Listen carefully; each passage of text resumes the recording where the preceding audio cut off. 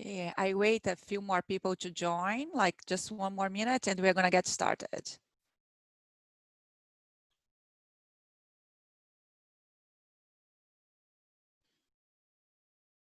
Good morning, good afternoon, and good evening, depending where you are.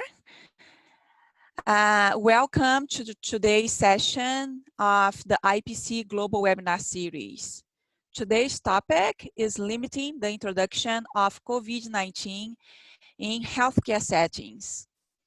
We look forward to today's discussion with the global IPC community as we share practical advice and experience. My name is Fernanda Lessa. I am the lead of the prevention team with the International Infection Control Program at the US Centers for Disease Control and Prevention. And today I will be co-moderating this session with my colleague, Dr. Caroline Herzig. Before we get started, let's go over some housekeeping items. To access live translation in Arabic, French, Portuguese, Russian, or Spanish, there is a toggle button on the bottom of your Zoom window, as shown in this slide. You can select the audio language. For Arabic translation, select the German language.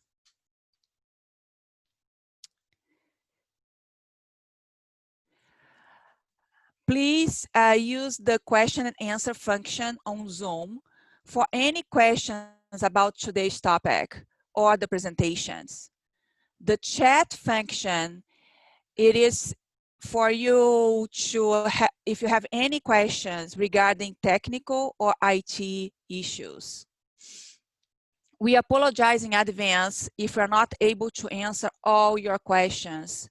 We have reviewed the questions that were submitted during the registration, and we will answer those questions. And we're gonna try to answer as many questions as possible that you put on the question and answer box. This session is being recorded and in all languages, and by attending this webinar, you are consenting to be recorded. The slides presented today and the video recording will be sent on the weekly announcement email from Project ECHO. The recording will also be posted on the Project ECHO and CDC websites, and the links are shown on this slide. CME, Continuing Professional Development credits, will be available through University of New Mexico via the link in the chat at the end of the session, and through the link in the email announcement sent a few hours ago from Project ECHO. So before our first speaker for today's session, I would like to ask our panelists to introduce themselves. So our panelists, along with our speakers, they will be answering questions after the presentations. So Dr. Michael Borg, over to you for your introduction. Hello, everyone. My name is Michael Borg. I am the head of infection prevention and control at Mater Dei Hospital, which is a 1,200 bed hospital here on the very small island of Malta, which is bank center of the Mediterranean. I'm also a past chair of the International Federation of Infection Control, and needless to say, COVID-19 has been the big part of my workload over these past 3 or 4 months, both in the hospital as well as nationally.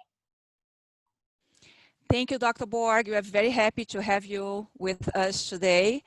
And now I'm going to turn over to Dr. Miriam Dalben to introduce herself. Dr. Miriam, over to you. Good morning, everybody. I'm Miriam Dalben. I'm an infectious disease physician and hospital epidemiologist in Brazil. I'm here representing the Brazilian Society of Infection Control and Hospital Epidemiology, and I work here in Brazil in a private hospital. It's a pleasure to be here. Thank you, Dr. Dalben. It's great to have you with us. And now I'm going to turn over to our first speaker. My pleasure to introduce to you Dr. Carolyn Herzig. She's epidemiologist with the International Infection Control Program here at the Division of Healthcare Quality Promotion at the CDC. So Dr. Herzig, over to you. Thank you, Fernanda.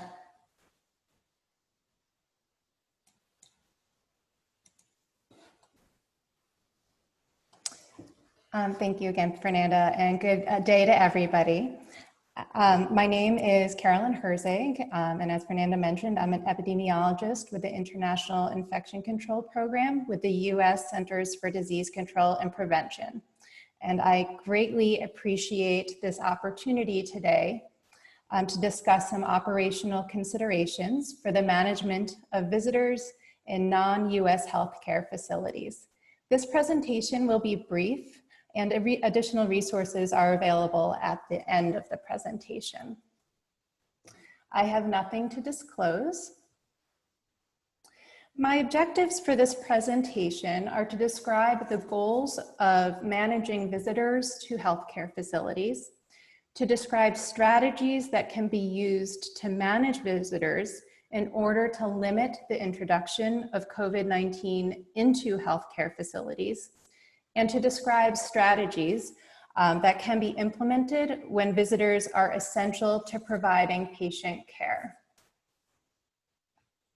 One goal of visitor management is to minimize the risk of transmission of SARS-CoV-2 to the visitors of patients with suspected or confirmed COVID-19.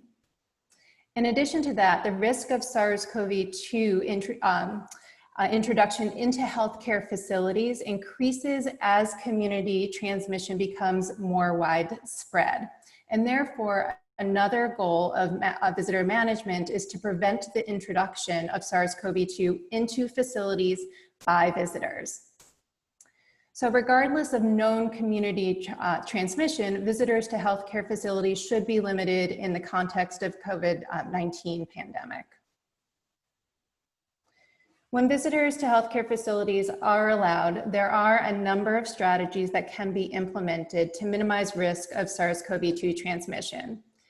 These include placing visual alerts, such as the one shown here, at facility entrances and in other strategic areas. And these alerts encourage visitors to be aware of signs and symptoms of COVID-19. They can instruct them not to enter the facility if they have signs and symptoms, and they also provide them with information on who to notify if that occurs. Visitors who are noted by healthcare facility staff to have signs or symptoms of COVID-19, whether visitors are either inside or outside of the facility, should be instructed to leave the facility and to seek care if needed. Other strategies include designating an entrance that visitors can use to access the healthcare facility and designating staff members who can provide training and education to visitors on performing hand hygiene and following respiratory hygiene and cough etiquette in the event a visitor develops respiratory symptoms, again, while at the facility. And as I just mentioned, if that occurs, the visitor should be instructed to leave the facility and seek care if needed. Providing alternatives to direct interactions between visitors and patients, such as setting up remote communications in the isolation area to allow for video or audio calls, is another way to reduce risk of SARS-CoV transmission. Facilities should follow national policies regarding the use of medical masks or face covers by visitors as source control. And finally, visitors should not visit patients who are at high risk for severe illness from COVID-19. I'm now going to discuss additional considerations and strategies during community transmission of COVID-19. During widespread community transmission of COVID-19, visitor access to the healthcare facility should be restricted, and only visitors or caregivers who are essential for providing patient care or for caring for pediatric patients should be allowed. The number of visitors or caregivers should be limited to 1 per patient at a time.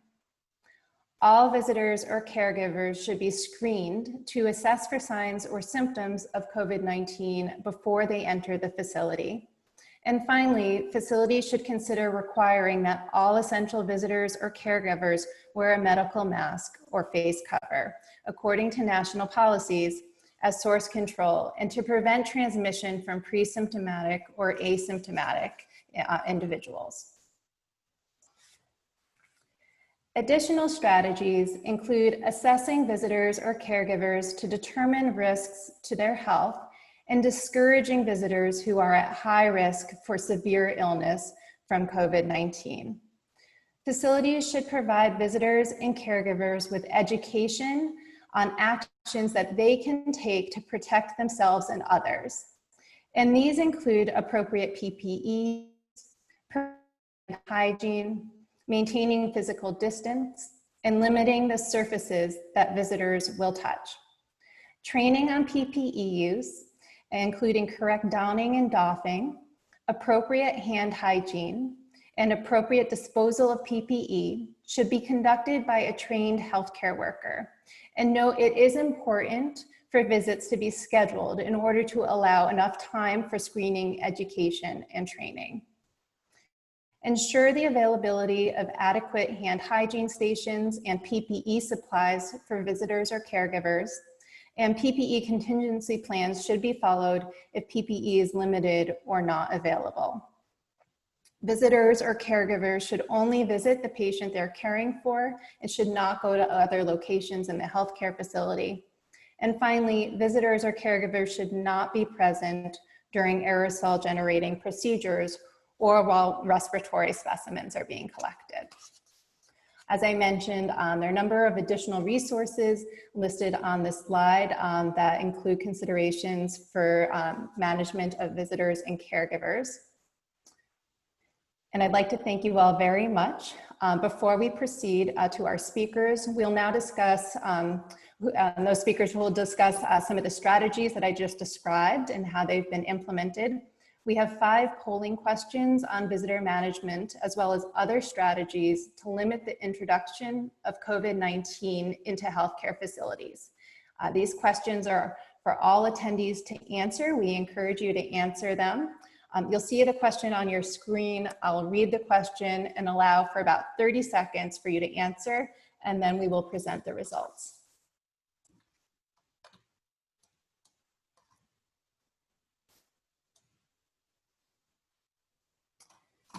Okay.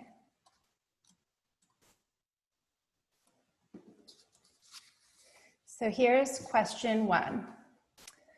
What policies have been implemented at your healthcare facility to manage visitors?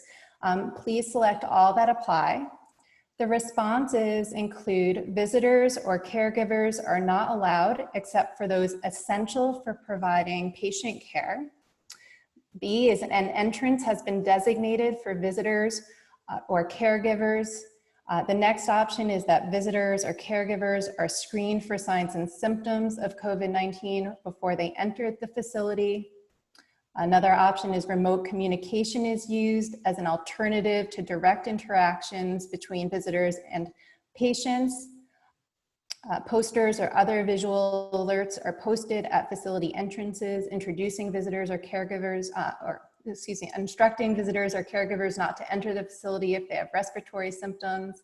And then finally, visitors or caregivers are required to wear a medical mask or face cover. So we're going to give it just a few more seconds.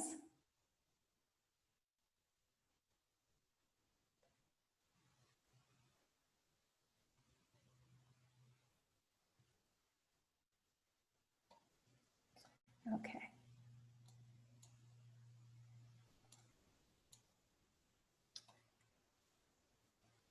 Great, so thanks everybody. It looks as though most facilities have restricted visitation so that only visitors or caregivers who are essential for providing care are allowed.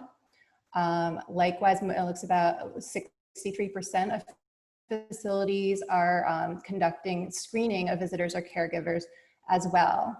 And about I'm just trying to scroll down. It looks as though about 75% of facilities require visitors and caregivers to wear a medical mask or face cover. Great, thank you. Let's move on to the next question.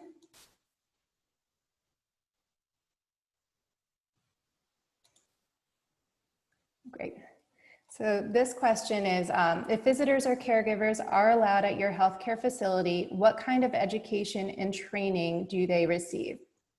This could be for PPE use, hand hygiene, social distancing, restricted movement within the facility, limiting surfaces touched, respiratory hygiene and cough etiquette, or not applicable because visitors or caregivers are not allowed.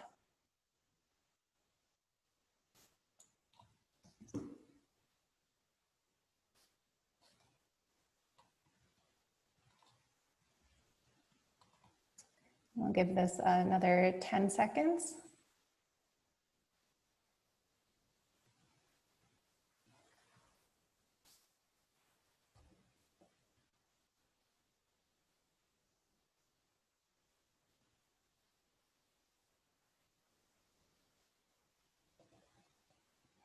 Okay, great.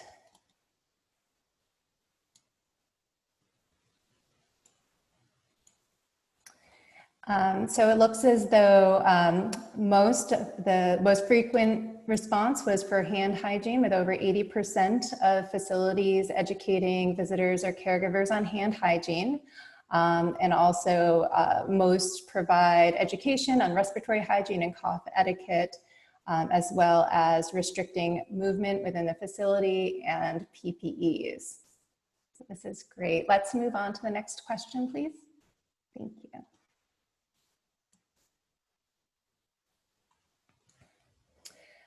This question is, does your healthcare facility have a separate entrance and screening area? Now this is about patients, for patients, not visitors. So this question again is, does it have a separate entrance and screening area for patients coming in with fever or respiratory symptoms?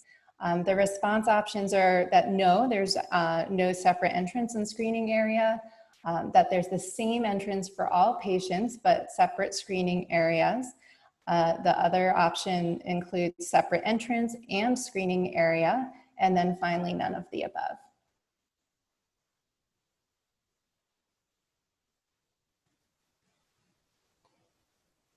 I'll give this another 10 seconds.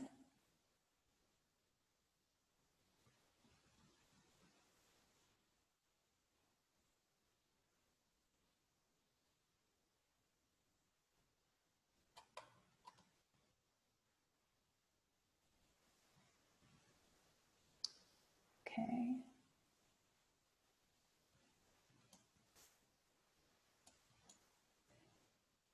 Great, so the results are in, and it's pretty split, but it looks as though most facilities have the same entrance for all patients, but they do have separate screening areas for those patients who are coming in with fever or respiratory symptoms.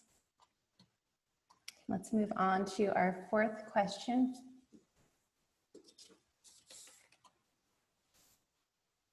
Okay, thank you. This question is, does your healthcare facility have isolation rooms or isolation wards for suspected COVID-19 patients? The responses here are yes, no, or do not know.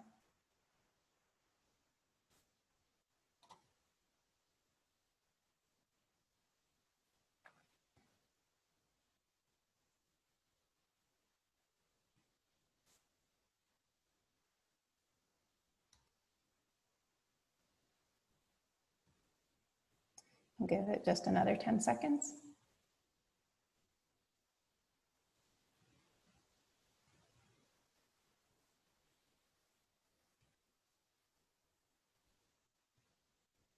Great. And here we have a vast majority of facilities reporting indeed that they do have isolation areas or isolation wards for suspected COVID-19 patients. That's 85% of attendees responded yes. And we'll move on to our fifth and last question, please.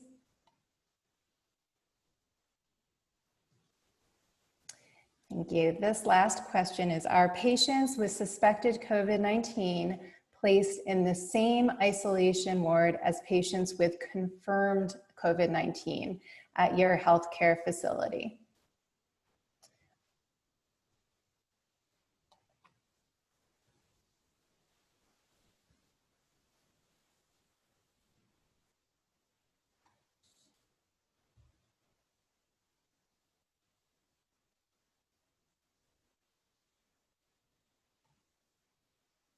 Okay, we'll give this just a few more seconds.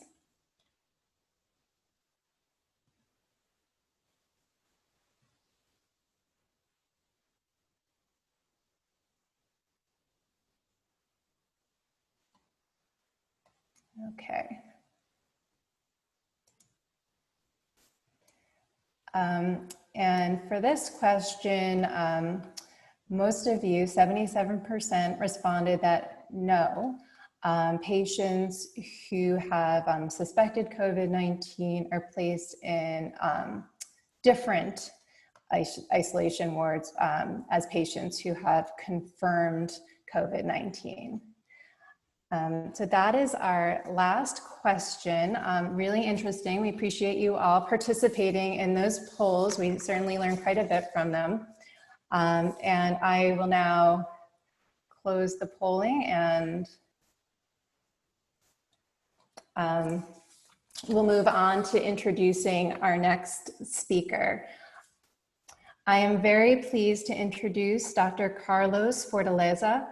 He's an infectious diseases specialist and epidemiologist and associate professor at Sao Paulo State University in Brazil. He's also the president of the Sao Paulo State Infection Control Association, a member of the COVID-19 Committee for the Sao Paulo State Government, and the former head of the Health Surveillance and Diseases Control Departments for Sao Paulo State.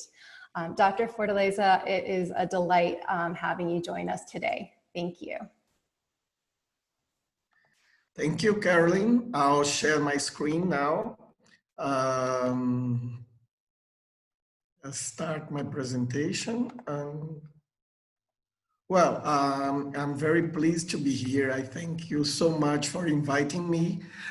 We are doing an extreme effort for preventing the introduction of COVID-19 in healthcare settings all over Brazil. But I have to explain about some peculiarities of the place where I am, and that will be shown in the next slides. First of all, I have no conflict of interest, no financial relationship with any commercial entity. And the objectives of our speech will be to describe the COVID-19 in Brazil and its threat to hospitals, and to present the strategy of a teaching hospital in Brazil for limiting COVID-19 introduction. First of all, I have to tell you a little bit about the COVID situation here in Brazil. Brazil is a huge country. It has 205 million inhabitants and 6.5 thousand hospitals distributed over 4,000 cities. We have several countries in one country. The southern part of Brazil is a more developed area. The northern area is less developed, and in some places is also less inhabited, like the Amazon forest here. 2 days ago, we had 1.5 million laboratory confirmed cases and 60,000 laboratory confirmed deaths in Brazil, and little bit close to 300,000 cases in Sao Paulo state. In the city where I live is a small city for Brazilian standards. It has 150,000 inhabitants, and we have a little more than 600 cases and 16 deaths. And 6 out of 16 deaths were from elderly people living in a nursing homes, where it was introduced by one one of their caregivers. So an infected caregiver that gave rise to an outbreak and with 6 deaths. Well, right now we are there's something that must be stressed, that we have a beverage inspired healthcare system. And in our 1988 Constitution, it is stated that health is a right for every citizen and a duty for the state. So the unified healthcare system, at least in theory, it treats everyone free of charge, but that is also a private system which has some contact with the public system. So we have a double healthcare system picture. Well, here in Brazil, we have studied the inner vector of the COVID-19 pandemics. So we had first phase in which the São Paulo metropolitan area was affected. Indeed, São Paulo was the place of introduction of COVID-19 in Brazil. So we had these first epidemics in São Paulo, which is now reaching a plateau. And after that, we had in the months of May and June, we had a second wave, and this wave affected those cities which are painted red there. Those are cities that have a regional relevance. Some of those cities have over 1 million inhabitants, and so are big cities inside the state. Then we had a third wave, which which is now coming to these cities painted orange. And my city is one of them. And we theorize a fourth and a fifth stage of the disease with minor municipalities. So right now we are facing this worry. We are worried about the disease coming to our city. This is my city in Circle. And we think that July will be a very difficult month. So we are changing in a way of changing our policy to prevent the introduction and spread of COVID-19 in our hospital. Our city, since the beginning of the pandemic, has provided universal free of charge RT-PCR tests. So while in Brazil, only people with severe disease or healthcare workers were tested, we were already testing everyone. If you sneeze, you are tested for COVID-19. So it's a very extensive testing strategy in the city. And it has to do with our strategy for preventing the entry of COVID-19 in the hospital. So this is my hospital. So you might not notice, but unlike the rest of Brazil, we are in a mountain. So it's like the magic mountain from Thomas Mann's novel.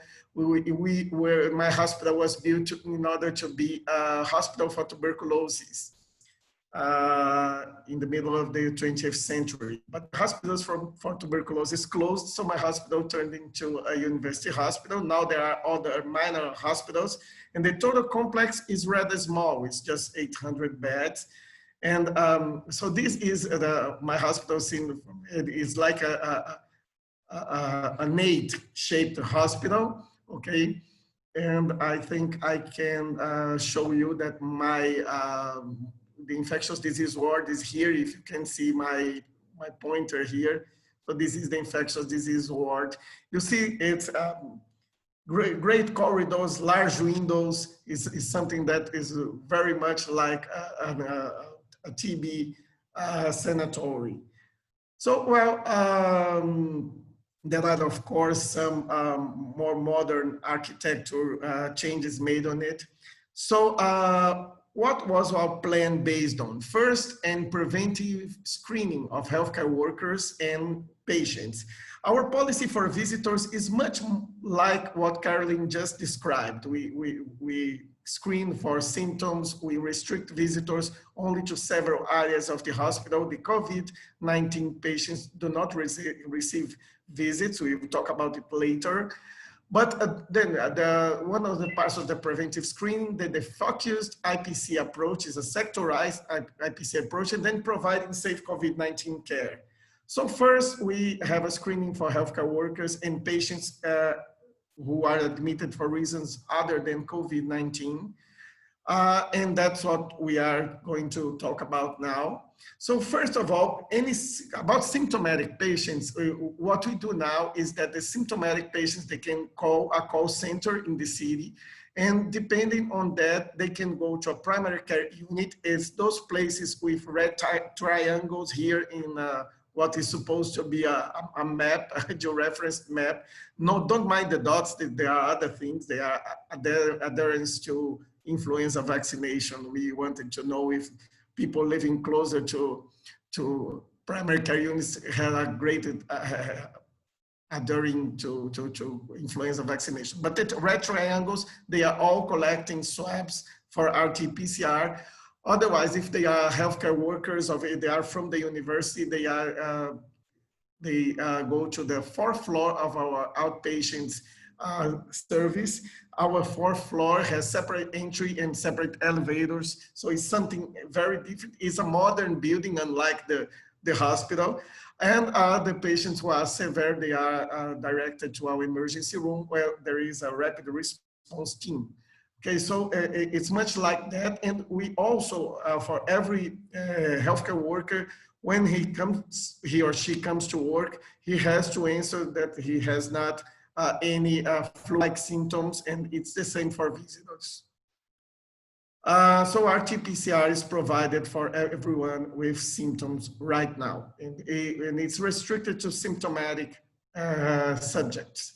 However, in the next week, we will begin another strategy, and this is because even if we have not had until the peak of the COVID pandemics here in our city, there are many people who need to be operated, and many surgical patients requiring operations, and our hospital is closed for non-emergency surgeries for 4 months. So something has to be reopened. And so what are we doing for non-COVID elective admission, right? Non-COVID, non-emergency admission. They go through a screening for symptoms. If they have symptoms, they are directed to our 4th floor outpatient service. If they do not have symptoms, still then they will have an RT-PCR collected 2 days previous to their admissions, and they will only be admitted if they are negative, or if there is a good reason for them to be admitted in a COVID unit. This is for elective patients, let's say someone who's doing a surgery that can be postponed, okay? Well, what about emergency patients? Those patients are going to the emergency room. They are screened for symptoms before entering, and they go to 2 different sections of the emergency room. But even if they do not have symptoms, they will have an RT-PCR collected, and depending on the results, they will be sent to a medical surgical ICU or to a COVID-specific ICU. This is for adult patients. For pediatric patients, we have divided the ICU in a COVID and a non-COVID area, but it's much like the same. So this will be our policy from next week on, as we think that the risk of introducing in the hospital of COVID-19 will increase as the disease reaches our cities.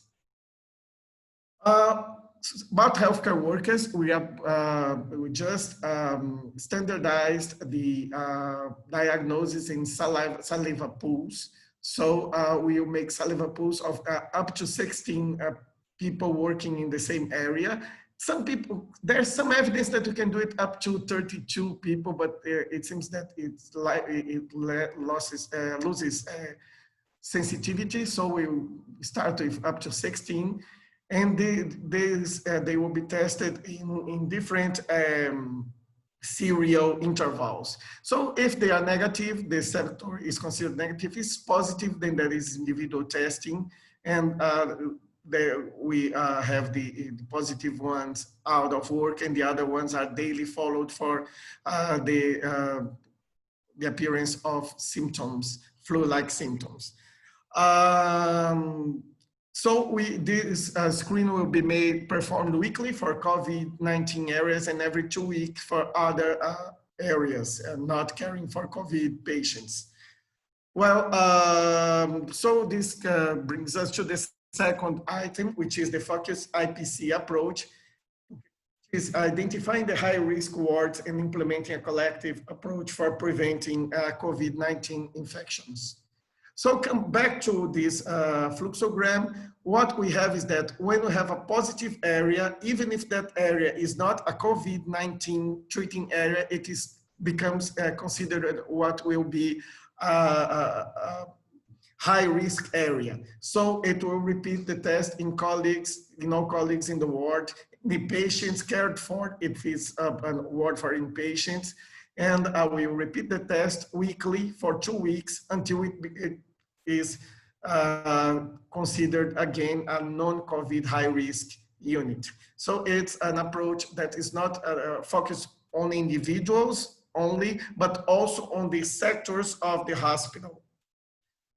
Well, this is our map of infected healthcare workers up to now. So we have different colors for different dots here for months, and the dots are the places where people most work.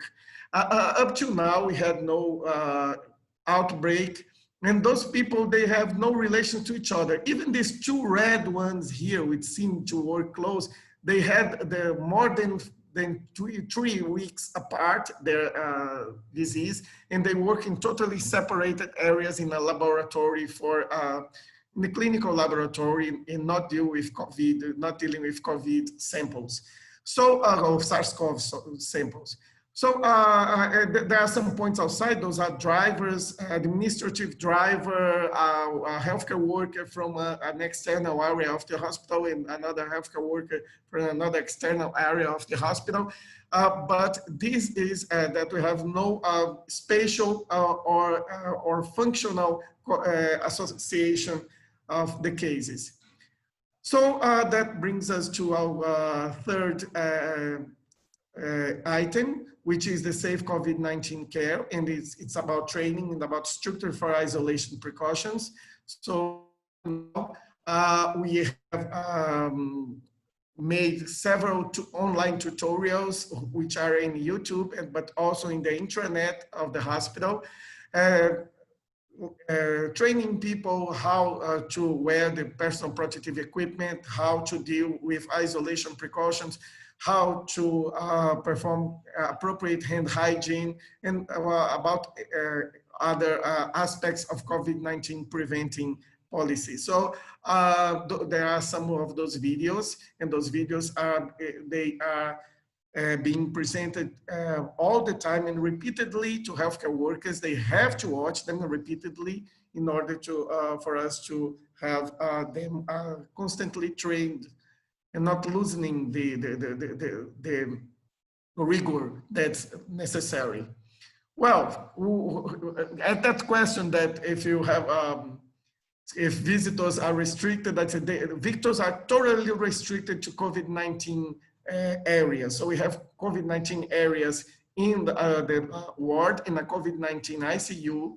And here is the tablet visit is what's happening. So there is, we provide tablets for those people. Many of those people are very poor people from the inner areas, rural areas here.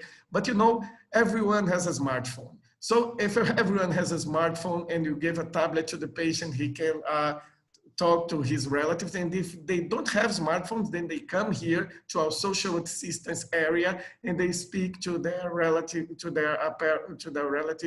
and they can be about this tablet strategy. And we are increasing negative pressure rooms because every time there is a pandemic of airborne disease, then we have more negative pressure rooms, but unfortunately we had only 2 negative pressure rooms, which we use for tuberculosis. Yes, but this is a system that was developed by Embraer, is an industry that makes planes in Brazil. Okay, but apart from planes, they are doing other works, and this is a novel system they have donated us. those systems for more 10 rooms, for negative pressure rooms, but we are trying, attempting that they donate 30 more. So do we have like 30 to 40 negative pressure rooms, and this is our aim. So thus far, no outbreak involving healthcare workers and no case of obvious healthcare acquired COVID-19. Okay, we are doing active surveillance very intensively, but no outbreak in the hospital up to now. And what I would do as a final comment, which may seem a little bit out of the mood, is that everyone is looking for evidence, the Cochrane kind of evidence, and we would not have Cochrane kind of evidence for what we are doing. So I say the Cochrane Church won't save us no matter how we pray. We are just trying to reduce uncertainty about epidemiology of COVID-19. There is this fantastic, I think it's a fantastic diagram. It was made by Sander Greenland, who is a very important epidemiologist for this book, Gifford Philosophy of Medicine. And it's a graphic that says you can reduce uncertainty and try to do it right, but there is some statistical uncertainty that is irreducible, and an epistemic uncertainty, you never know everything that is irreducible. So rather than trying to put in boxes of the Cochrane pyramid, we are trying to reduce uncertainty and to act accordingly. This is the same for the country the São Paulo state epidemiological response and to our local response. So some months ago, I sent a letter to infectious disease and infection control and hospital epidemiology. And in that letter, I was warning about the very fast track peer review and that some papers could appear that were not rigorous enough. And it seems that I was like foretelling what would happen again with those Lancet and New England papers that were retracted. But the meaning of putting here is that we have to be prepared to change our strategy if something points out that we are wrong. So if we are doing the wrong way, we have to stop and start in another way. So it's not something based on evidence, it's emergency science. And what we're trying to do is to act on the very fragile aspects of this emergency science, not on really what has been called evidence-based medicine or evidence-based health.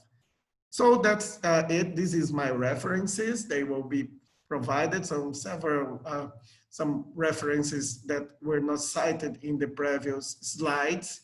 And I will be later available for any question. And I thank you again for this opportunity of sharing our experience and our ideas. Thank you.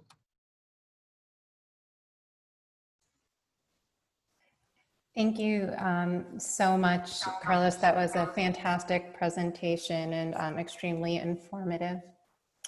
I'm now very pleased to introduce our next speaker, Dr. Namita Jaggi.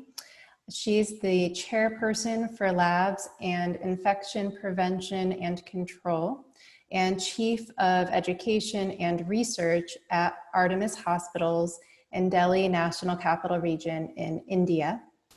She's on the executive board of the Hospital Infection Society in India and the Asia Pacific Society of Infection Control.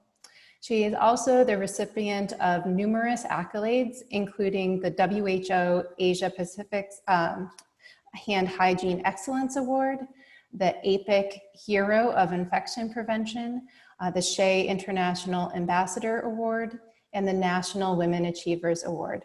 Dr. Jaggi, it's a pleasure having you, and we're delighted that you could join us today. Thank you. Thank you, Carolyn, for that lovely introduction. And it's a real pleasure and honor to be here in this webinar series.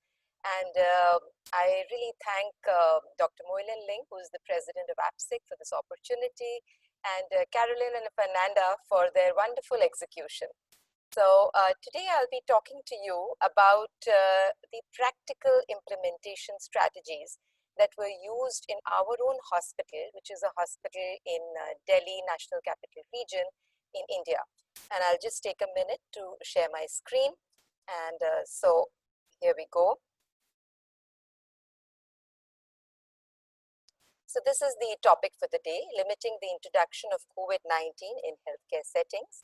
And this is the hospital where I work in. It's a 400-bedded tertiary care state-of-the-art multi-speciality hospital located at Gurgaon, which is very close to Delhi NCR. And it has about 2,000 employees.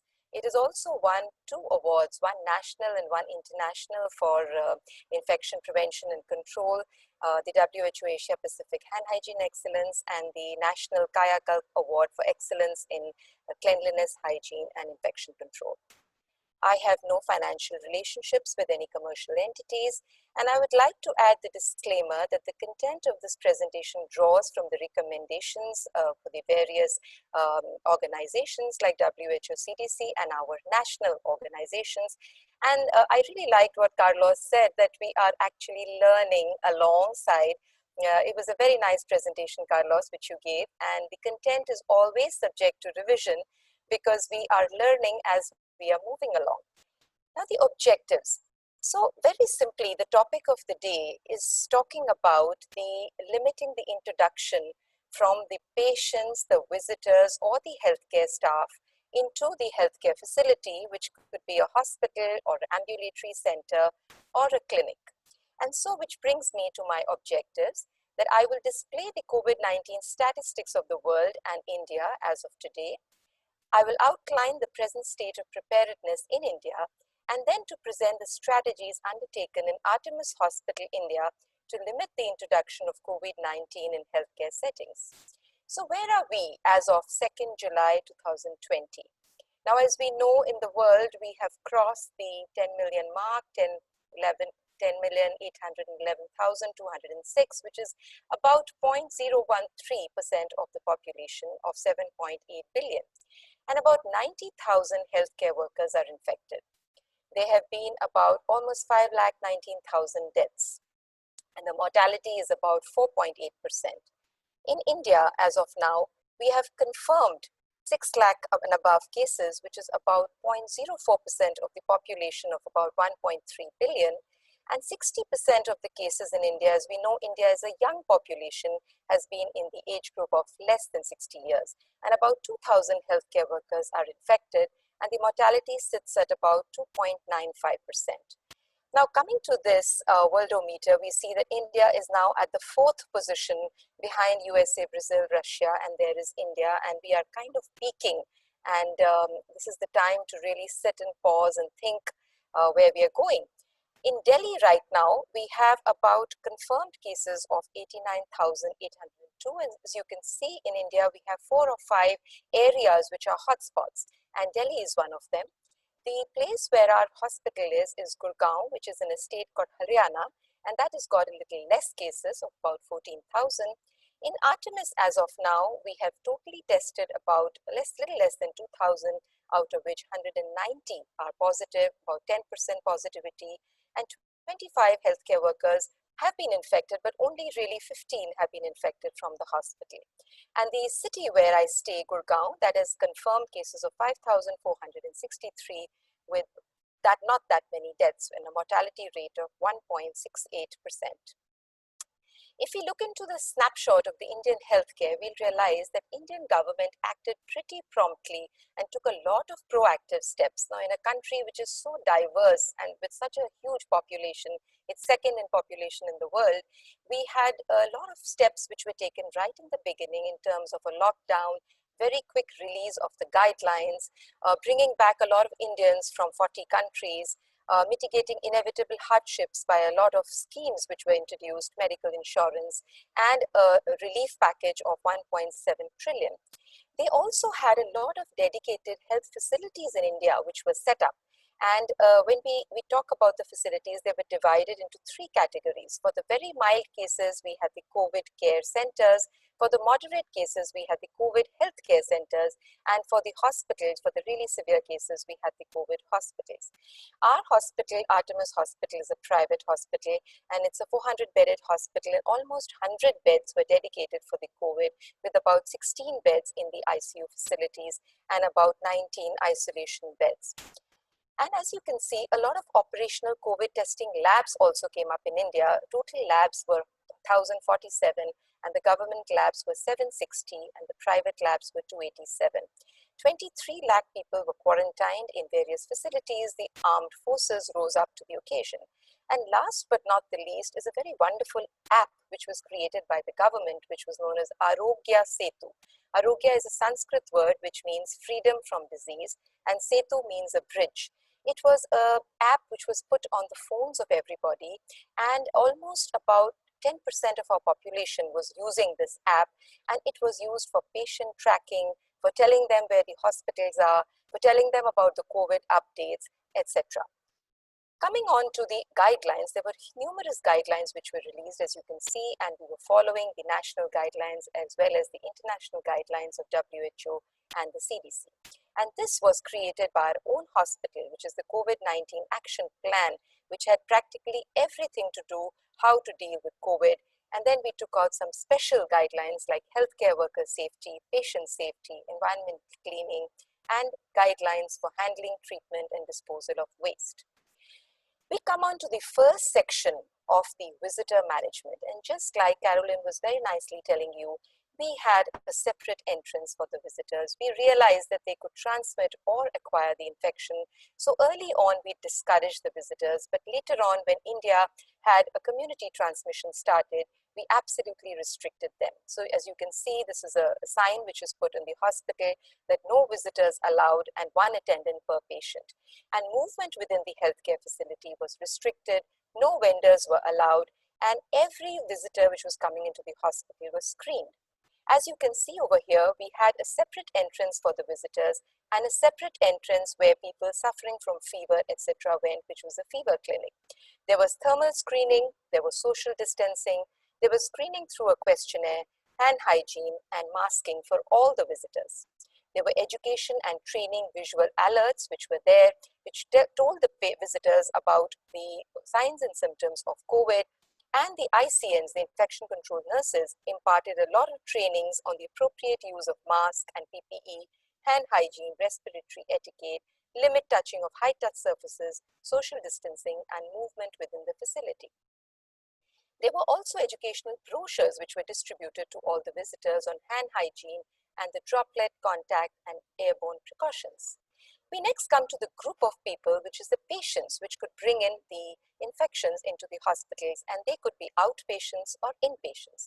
The first thing we did was restricting patient visit to the hospital by means of providing a platform for online consultation, a helpline, home collection facilities, and God forbid, if somebody was to have the COVID, we had a package from the hospital where remotely the hospital was monitoring everything and provided complete oversight to the patient. The second strategy was rapid triage, rapid identification, and rapid isolation. I'll just take a minute. The hospital was zoned into 3 zones, the green zone, the orange zone, and the red zone. And I will tell you about the yellow zone soon. The green zone was the area where the patients who did not have any symptoms of COVID went inside. But nevertheless, they followed hand hygiene, social distancing, masking, and respiratory etiquette in this area as well. Then we had the fever clinic. From the fever clinic, if a person who had either confirmed COVID or suspected COVID the sample was collected in an emergency room which was negatively pressured, and then via a gray corridor, they went into a suspected area or a confirmed area where negative pressure and all the precautions were taken. There was no mixing of the zoning at all in the hospital, and when the confirmed or the suspected cases had to travel outside, of course we did the portable x-ray and the portable ultrasound, but if they had to travel outside, they were wearing a mask and following all precautions. The yellow zone was the area where preoperative patients came in. If they were negative and emergency surgery had to be performed, it was done under all suitable precautions. But if they were positive and it was only an elective, they went home. The patients who came to the fever clinic had very mild symptoms. They were offered the Artemis package for home care and they were advised home isolation. This is a snapshot of the fever clinic, and as you can see, all the infrastructural barrier precautions, etc., were taken, and the patients were transmitted only by wearing a mask. Our testing strategy has been very, very good right from the beginning, and there were 5 versions of the testing strategy which was issued by our APEX organization, which is the Indian Council for Medical Research. And now we have a rapid antigen test which has come in, which is a chromatographic immunoassay which gives the result within 30 minutes. And it takes only just a nasopharyngeal swab. It's a point of care testing. And a new advisory has now been issued which involves this test as a part of the caring. So I think testing in India is going to become more and more. And we have a RT-PCR app which incorporates all the data. So each and every case is being transmitted to the government, and the government has a complete hold on it. It goes to the public health authorities. The next come the inpatients. Now the inpatients also should not pose a risk to other patients and healthcare workers. So they follow the zoning pattern completely, and all the various precautions are taken, and our astute clinicians capture the patients who have the suspected symptoms for COVID-19 and undergo their rapid antigen testing. The last category is the healthcare workers with the COVID-19 symptoms who are at risk. Now, I think the thing which has worked most with the healthcare workers is that we have a self-assessment by the healthcare workers, and also they are not penalized and are encouraged to report their symptoms. So if they have symptoms which are captured from the community, they've got infection from the community or from the hospital by a breach of PPE, they report it to the hospital promptly and they are taken off work.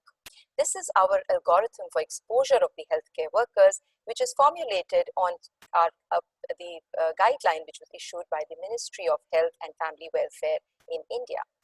This is the location-wise distribution of infected healthcare workers. And just like Carlos, I would like to say that most of the healthcare workers which were actually infected were from the suspected or the confirmed areas. There were a couple of workers which were infected in the green zone, and on further questioning, it was found that 2 of them acquired them from the community. One of the billing lady, she actually bent over to help some old lady with some bills, etc., and she had a breach of PPE. And that is how they got the infection. And we are following a complete root cause analysis and corrective and preventive action for these people. These are the trainings which we continue to do on the Zoom and in person in the COVID wards. In every staff member is continuously trained round the clock in donning and doffing and all the other symptomatology of COVID and the preventive measures. And these are the emails which we keep sending to the hospital on all the various aspects of COVID. This is the mock drill that we conducted very early on, even when India had not received its first case.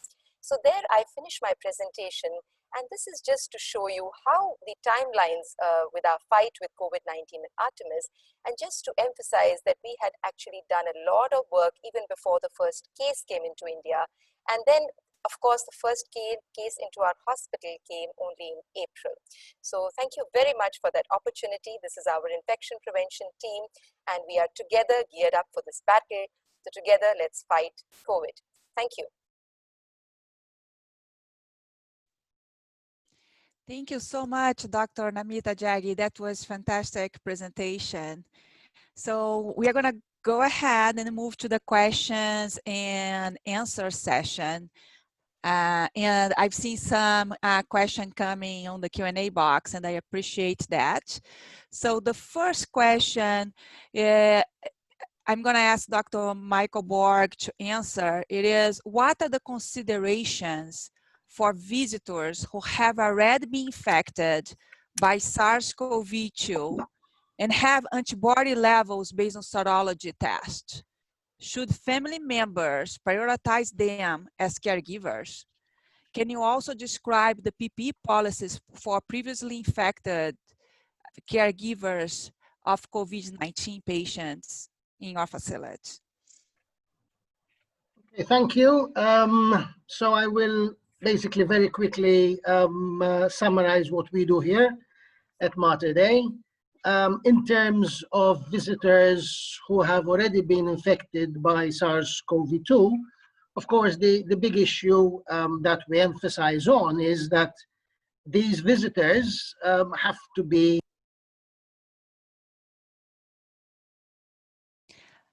We cannot hear you, Dr. Borg. We missed your microphone. Hello? Dr. Borg, we can't hear you. I think that he also can't hear us. Let me see. I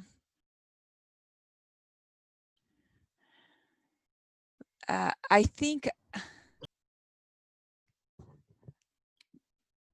Dr. Borg, we can't hear you. Dr. Borg, we cannot hear you. Now? Yeah, now it's working. Now, if you can repeat, we couldn't hear. Apologies. Yeah, we couldn't hear you at all. Just we Are you just hearing me? Now we are. Okay, now we sorry. are. For whatever reason, it started to mute itself automatically. So as I was saying, our emphasis over here at Mater Dei and the Malta is that anyone who is known to be infected must be determined as being non-infectious. So before they even come close to the hospital, if they are caregivers, they need to be tested. We follow the ECDC protocol. On the 8th day or later, we test with RT-PCR, and then when that's negative, we follow it up with a second test, and they're only determined to be non-infectious when they have 2 tests. When that is the case, then if they are deemed to be important caregivers, and for us, the main caregivers are the parents of the pediatric cases that we have at the hospital, then they are allowed in. In terms of antibodies, we honestly do not use antibody testing to differentiate in any form of PPE allocation or approval or not. And the reason is because I think that at this stage, as Namita and Carlos were saying, we're learning a lot about COVID. And the tests that we have, even the better IgG tests, do not determine whether these are neutralizing antibodies. So from our point of view, anyone is the same, whether it is the visitor or which we will talk about the healthcare workers, irrespective of whether they have IgG positive or negative, we give the appropriate PPEs for them to use as if they were IgG negative. Should family members prioritize these individuals as caregivers? I think yes, it makes sense that if you have 2 people and one of them is IgG positive and the other one isn't, then the IgG positive person would probably be best prioritized. But as I said, and over here, we would still apply the normal PPE and the normal protocols irrespective of their IgG status. Great, thank you so much. Any other panelists wants to add anything? Hearing none, so I'm gonna go over to the second question, and that's for Dr. Miriam Dalben. Due to shortage of healthcare workers, many healthcare facilities are relying on contractual staff. Are these contractual staff at risk? How can we minimize the risk that they introduce COVID-19 into the healthcare facility? Do you hear me? Yeah? Yes, we can. Thank you. So I think probably this contractual staff would pose a risk, because if we think about the data published before COVID-19 that's shown us that less experienced healthcare workers would increase rates of adverse events and of infections such as clepsy, they would probably increase the risk of having transmission of COVID-19 in the hospital. But I also think that we can minimize those risks by training and also by mentoring those contractual staff continuously doing their work in the field, within the field. Great, thank you, Dr. Miriam. I'm gonna move forward to our third question, and then Dr. Carlos Fortaleza, what are the policies related to mask use for hospital staff, patients, and visitors at your healthcare facility? And I'm not sure if you know the national policy, but in Brazil, but if you can talk about your healthcare facility first and then the national policy. Thank you, Fernanda. I will ask you to change the order. About national policies, there is no national policy. We have a president who says that mask is not necessary and who promotes agglomeration of persons and who is a COVID denialist. So we are becoming what we know as the United States of Brazil, not in terms of being closer to the US, but because our states were not too much independent, and now they are. Each state is heroically doing its own rules, and each state has has taken care of their inhabitants, and they're doing all right. Okay, so let's say about my hospital, we have these. But we have many. Each state has a different rule for masks. But here in my hospital, we are all the healthcare workers. They have to wear surgical masks, and the healthcare workers working on COVID areas or in ICUs, they use N95 masks. Okay, and this is because we have lots of procedures involving the upper airways. For people from administrative areas are using cloth masks. We are also providing surgical masks for people who are visitors and patients also, okay? And if the thing about caregivers is important. I was in night shift yesterday, just like Miriam, we came directly from night shifts. And I admitted an autistic boy with COVID-19. He's 15 years old, and he just doesn't stay inside the room if his mother is not with him. So we gave her the appropriate personal protective equipment and the masks. So we have a very strict policy on masks, and cloth masks are only provided to people from administrative areas without any contact with patients, whether they are COVID-19 patients or patients admitted for other reasons. And this is very much in accordance with the rules from our São Paulo state government. Okay, and that's it. Thank you, Carlos, and thank you so much for providing a very transparent overview of the situation in Brazil, and also a good example of what just happened at your institution with the child that's autistic. Our next question is for Dr. Namita Jaggi. And Dr. Namita, what are the strategies should be used for limiting COVID-19 infection in primary healthcare facilities? Thank you, Fernanda, for that question. It's a really important question because we institute a lot of measures in our hospitals. But what about our smaller clinics, our polyclinics, our dental clinics, our pharmacies, etc.? And we really should think how to limit the introduction of the infection into these areas. So the basic principles of infection prevention will remain the same. That means that first and foremost, we should limit the introduction of people into these facilities. And we should have alternative methods of servicing the patients in terms of e-consults or telemedicine or online, the talking to the person or home delivery of medicines, etc.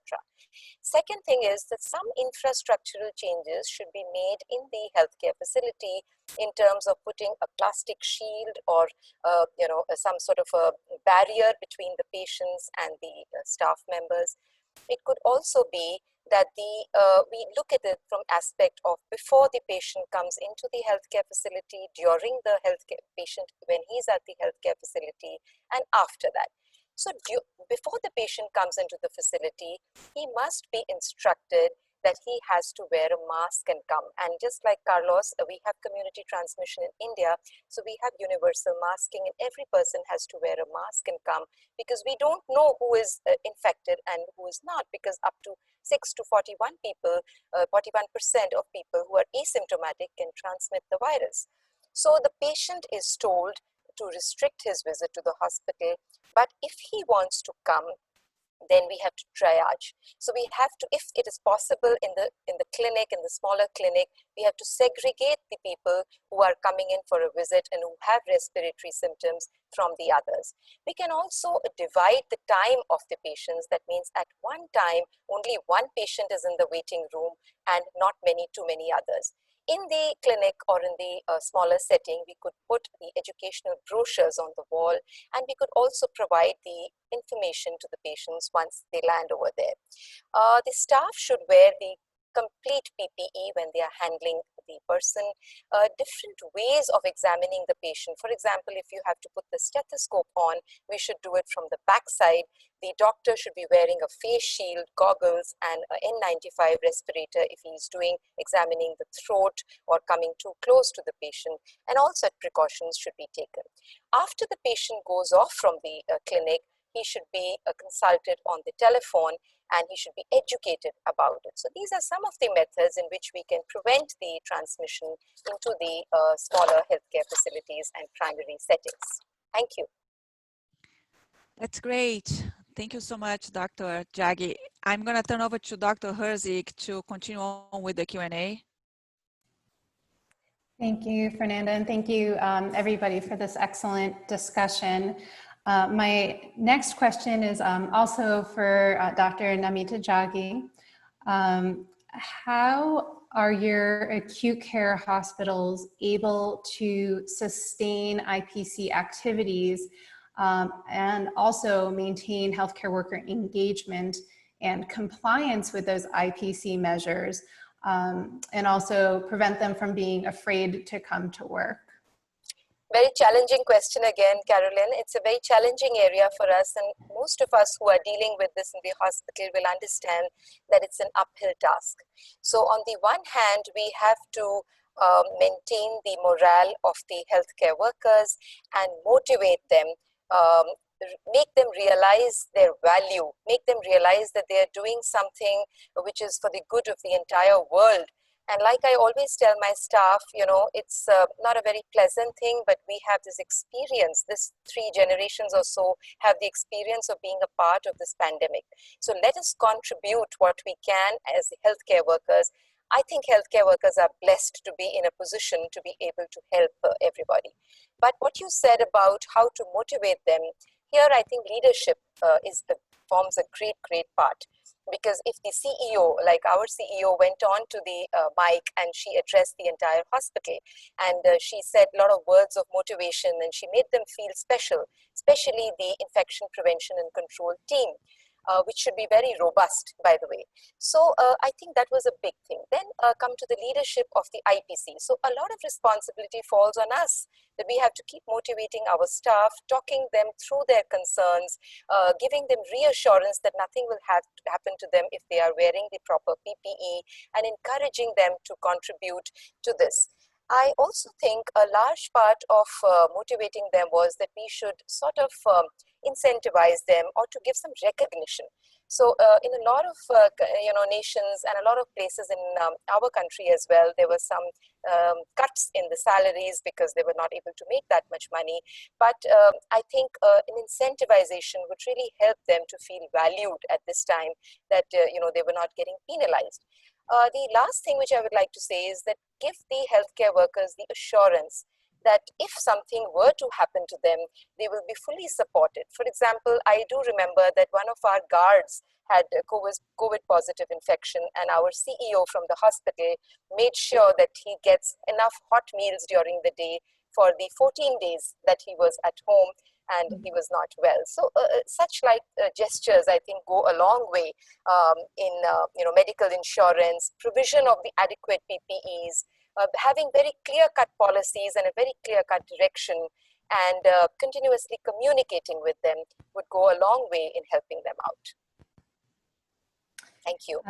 No, thank you. I think these are all excellent suggestions and very important. Thank you.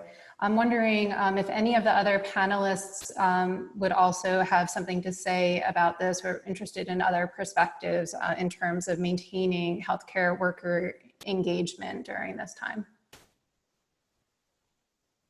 Yeah, if I could just add something, Carolyn. I fully agree with Namita.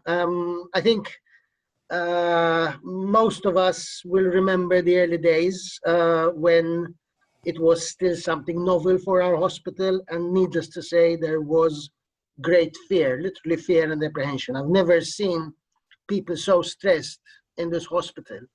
You know, I mean, we've had the Ebola preparations, we've had the swine flu preparations, but nothing like COVID, because they were looking at TV, especially here in Malta. We're very close to Italy, so when they were seeing what was happening in Italy and the deaths amongst the doctors and the nurses in northern Italy, this was really stressful. And as Namita said, I mean, what the first thing is, you have to walk the talk. So we organized a big team ourselves, ID, physicians, specialist nurses, all going around, assuaging the fears, and then showing that you are doing it yourself. So the fact that it was the ID physicians who were involved with us in the PPE policies, and they were wearing them first of all, because obviously the first cases all went to the ID ward. That was very helpful. Having said that, you know, it's still something you have to work on, because it's a continuous work in progress. Carolyn, may I say one more thing? Yeah. You know, we had a very active WhatsApp group, and just like Dr. Michael said, you know, we were continuously, our IPC team, which was there in the hospital, we had 2 or 3 WhatsApp groups. Now, I know they can be very disruptive in your normal routine as well, but this really helped us, because all the healthcare workers, especially the IPC team, would put pictures on what they were doing and how they needed support, and everybody was supportive, and it was really helpful because the whole hospital came together in a way. We also had some virtual celebrations of the Nurses' Day, which was on 12th of May, and the Doctors' Day, which was just yesterday. And we had each of the doctors and many of the nurses speak up. And, you know, so we had a virtual gathering of sorts just to motivate and make everybody a little reassured. Yeah, thank you. Thank you. Do either of the other panelists have any comment on that question? I want to add something. Oh, sorry. No, Miriam, go ahead, Miriam. Just because that's quite interesting what Michael just said, and something that we did, and it was quite interesting. We did like daily visiting to areas, to each area, mainly in the first month of the pandemic, and to talk to people and to do like a kind of brainstorm because there were a lot of fear going around, mainly in non-COVID-19 areas. And this daily visit and talks helped a lot with all the healthcare workers. Thank you. No, I think these are all, again, very helpful and important strategies. Carlos, did you want to say something as well? No, well, I think it's a problematic issue that healthcare workers, they do worry much more about their health than about the patient's health. So even though everything is necessary, even the psychological support and other issues, it is important when you have, like, for instance, a COVID positive healthcare workers, that we have a even more fragile population, and that population is comprised patients. And this is something that we must do, like, at the same time. We must approach the patient as a victim and as a vector. Is a book, and is a very interesting book on ethics about infectious disease. So there is the healthcare worker as a victim and as a vector. Okay, so we have to care for everyone who is inside our healthcare setting, and the same care we have for the healthcare workers, we should place on the patients. It's just, it's not something contradicting the previous speeches, it's just a complementation to the previous speeches. Thank you so much. I'm going to actually now direct my next question to Miriam. We're wondering, what is the guidance for visitors who are caregivers and are going back and forth between their homes or communities and the healthcare facility? So we also limit the numbers of people, of caregivers per patient. So we limit it to 1. And when the caregivers, they arrive in the hospital, we have this screening station where we ask them about if they had symptoms in the past few days. We also measure their temperatures, and they have to wear a face mask, a surgical mask, to enter in the hospital. And they have to go straight to the patient room. And they are not allowed to walk through the hospital. They have to keep inside the patient room, and the hospital provides their meals. So the hospital provides the patient meals and also the caregiver meals in order not to have the caregiver walking around. And we advise the patients not to have a caregiver that has any risk factor. So the ones that are older than 60 or have like any comorbidity, we advise them not to be with the patient within the hospital. Okay, thank you. I'm wondering if any other speakers or panelists would like to discuss that question from their perspective in terms of, again, guidance for visitors or caregivers who are going back and forth between their homes and the facility. Yeah.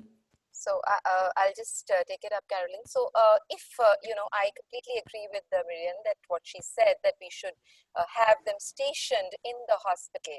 But suppose they are going back and forth and there is no provision for them to stay in the hospital, then I think education should be provided to these caregivers as to when they are leaving the hospital, they should wash their hands, and when they are going into communities, they should not become a vector for transmission into those communities where they are going into. So they have to stay a little isolated when they go back to their homes. They have to change their attire.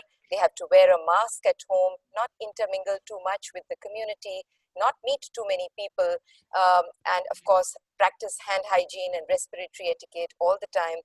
But the best thing would be for them to stay in the hospital. This is only when they have no option and they have to continue to go. Also here, I'd like to add, and that actually adds on to another contractual worker question, which we got earlier. So in India, we have containment zones and hotspots. And sometimes when we come to recognize that these contractual workers are coming from these hotspots, then we don't allow them to come. So we don't take contractual workers from hotspots or containment zones, or any healthcare worker for that matter, and let them be at home with the entire pay. Similar is the case with caregivers. If they are going back to a hotspot or containment zone, it would not be good. So then some provision should be made for them to stay in the hospital. Thank you. Terrific, thank you so much. We have a number of questions, and so unfortunately not enough time to ask all of them, but I think should have time for another couple. The next question that we have is for Dr. Michael Borg, and that question is, what screening strategies for visitors and healthcare workers should healthcare facilities have in areas with community transmission? And this is, again, in order to limit introduction of COVID-19 into those facilities. Okay, thank you. So in terms of screening, obviously we have two pathways. We have the symptomatology screening, and then we have the actual screening itself, the COVID screening. So as you said, Carolyn, we follow probably all of the points that you raised. So our visitors need to be screened as they come into hospital for a temperature check. They need to give an indication that they have had no symptoms that are related to COVID. We are now just starting to open back up for visitors because our national cases are now very low. But again, that is being done still, even though our epidemiology has improved. In terms of the healthcare workers, they're a bit of a bigger complication. So we have more extensive screening for those. Again, we have the same monitoring of temperature. We do not do routine COVID screening for our staff, but we have a very open screening availability. So we have done lots of campaigns that encourage all healthcare workers to self-refer for a swab at the hospital itself in the event that they have any symptoms that they are suspicious of. And in fact, we estimated about 50% of all our staff were screened at some time or another over the past 3 months. They can even go if they have mental symptoms, so if they're worried, no problem. If you want to take a swab, we encourage that. We also have an extensive patient screening policy. So every patient that comes in is screened to the hospital, whether it is as an inpatient or else as a day case for surgery. And we modify our PPE according to whether the screen is negative, positive, or still pending. The other big issue is, of course, the issue of contact screening for any exposure. And I think that's really important. So our unit also does all contact tracing of any exposure to healthcare workers, whether within the hospital or outside, and any significant exposure, according again to the ECDC definition, they go on quarantine for 14 days. And we've quarantined something like 300 or odd healthcare workers, of which only about 3 or 4 ended up positive, but still we take the precautions and we've done pretty well. We've just done a very extensive IgG survey of about 2,000 staff, and our prevalence was around 0.4%. So that is, I think, quite good, actually, and shows that the policies have worked over the past 2 or 3 months. Thank you so much. I'm wondering if anybody else, any other panelists have anything to add, either about those screening strategies for visitors and healthcare workers. And I also want to mention we've been getting a number of questions about testing for visitors as well. And so I'm wondering, Miriam, did you, if you don't mind addressing that question about testing that you're aware of that might be conducted for visitors? Yeah, could you please, because I could not hear the question. The question is how are visitors and our visitors tested? So it could be testing a mother, for example, or companion when a child is admitted.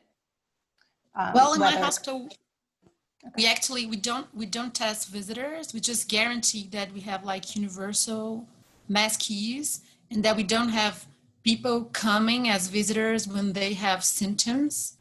So we do not test them.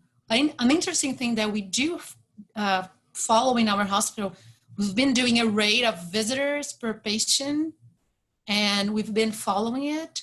So we don't want to have a rate higher than 1.2, and sometimes we reach 1.6, but we don't test them.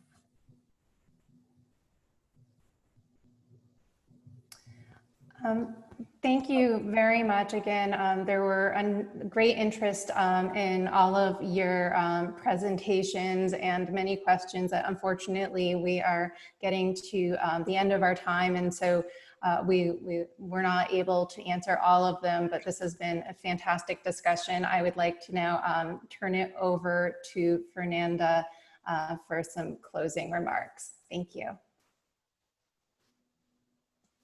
Thank you, Carolyn. And I just want to share with you our topic for next week. And I saw that there were some questions on the Q&A related to actually next week's topic. So thank you for everyone to join today. And I just want to, first of all, give you some reminders. The CME credit, please click on the link on the CME survey in the chat box. This link is available also in the email announcement. If you fill out the survey, you're gonna get a certificate at the end of participation. The slides for today's session and the video recording will be sent on the weekly announcement email from Project Echo. Those announcements they come out Sunday and Thursday mornings. And the recording will also be posted on the ECHO and the CDC website. So the upcoming session next week is operational considerations for optimizing personal protective equipment use during COVID-19, which is an important topic given challenges with PPE supplies. The time is going to be the same as today's webinar. And since you register for this webinar, you're going to get an email announcement for next week's session. And again, coming out on Sunday, the email announcement. And we look forward to continue this webinar series and learning together. Thank you everyone for joining today, and have a great rest of your evening or rest of your day, depending on where you are. Bye-bye. Thank you very much. Bye-bye.